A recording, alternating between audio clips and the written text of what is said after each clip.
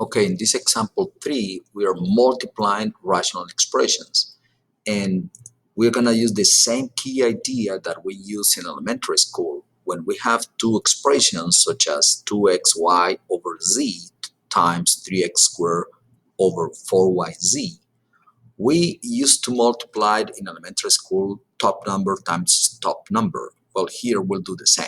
2xy times 3x to the second power, and at the bottom we just put the multiplication of those two bottom expressions. So z on the one hand and 4yz on the other hand. From there, all we gotta do is divide out common factors. Remember that the concept there is that those are ones that are not going to change my answers. So I can typically, we teachers say cancel out, but it's like you are simplifying, but by eliminating the ones. So 2 over 2 is a 1, y over y, thinking y is not 0, y over y will be 1, 2. So the simplified expression will involve 3x to the third power, 2z to the second power. So that'll be my simplified expression, and that is, of course, thinking that all the expressions I simplified, I never divided by 0. So that is to say, y is going to be different from 0, and so is z, so that this expression has any sense. So that is A. In part B, so now we got a multiplication of 3 rational expressions, first, second, third, and the key is to factor each one of those. And once you factor those, notice the 5x right here is same right here, and then the x squared plus x minus 6 is already factored as x plus 3 times x minus 2, and the x squared plus 1 is already factored as x times x plus 1. So you're putting those 3 factor expressions one after the other, indicating multiplication. And same thing you do with the second one. X plus 3, you can see it here. This one is factored as x plus 1 to the second power. And the last one is factored as 5 times x minus 2. That's this one right here. So once you get that, you can easily identify the common factors. So you cancel out x plus 3s, x minus 2s, and x plus 1s, also the 5s, and you are only left with that x times x, which is x to the second power at the top, and x plus 1 at the bottom.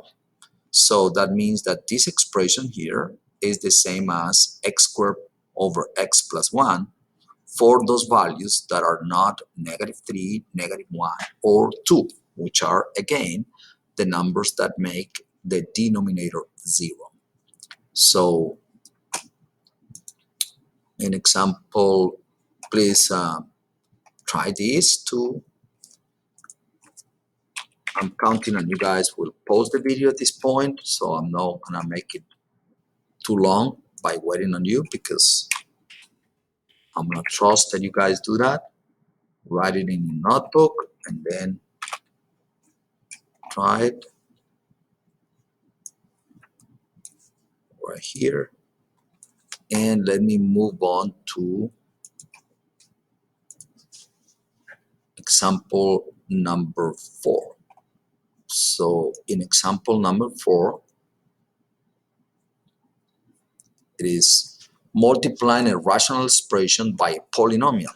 So a polynomial can also be thought of as a rational expression, because just like when we do in elementary school, 8 can be considered as a ratio of 8 and 1. So 8 divided by 1. So when you don't see a denominator, you can always think denominator is 1.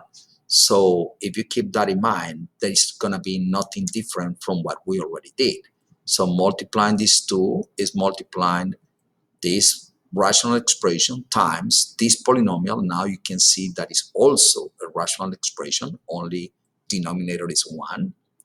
and you do the same process. You factor, and after you factor, you cancel out the common factors or divide or eliminate the ones or however you want to say it. So you can tell those two expressions are the same, provided that x is not negative 2 or 2, because those two will make the denominator 0. So now you got these two examples. Again, I'm counting and you guys will check after you tried something.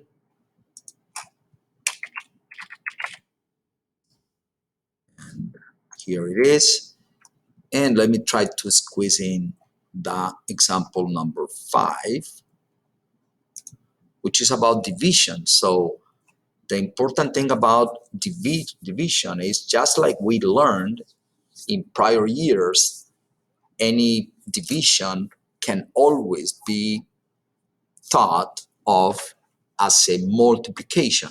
So the key concept is to divide means to multiply by the reciprocal. All right, so for example, you're dividing these rational expressions. So the first expression remains exactly the same. But if you notice the second one, now we changed that division into a multiplication, but now we consider the reciprocal of that divisor that we had before. So now the blue expression is at the bottom instead of being at the top, and the green expression is at the top. So you always need to do that, and you can do that with numbers, and you can also do it in algebra. So once you do that, that's the only new step here, because multiplications, we have gone over several examples. So you will factor each one of those expressions there, and you see, so that's the factorization of the first one, x plus 1 times x plus 1 times x plus 1, and then the second one, x plus 4 times x minus 1, and you cancel out the common factors at the top and at the bottom. So you're going to notice that your answer is going to be negative, the opposite of x plus 1. That is, of course, provided that none of those denominators is 0. So that means that x needs to be different from negative 4, negative 1, or 1. So that was our last example to complete this lesson.